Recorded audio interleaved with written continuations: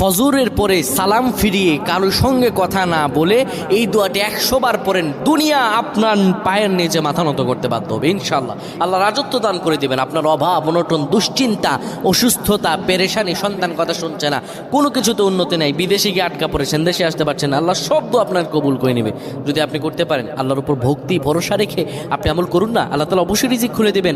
আল্লাহ তাআলা আল্লাহু খায়রুর রাযিকিন, আল্লাহ হচ্ছে উত্তম রিজিক দাতা।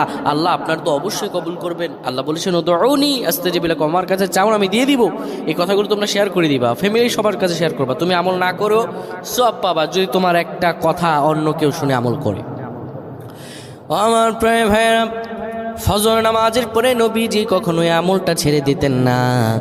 কেউ যদি ফজর নামাজের পরে পরে সুবহানাল্লাহি ওয়া বিহামদিহি সুবহানাল্লাহিল আযীম 100 বার যদি কেউ পড়তে পারে, কারো সঙ্গে কথা না বলে 100 বার পড়ার কারণে আমার আল্লাহ রব্বুল আলামিন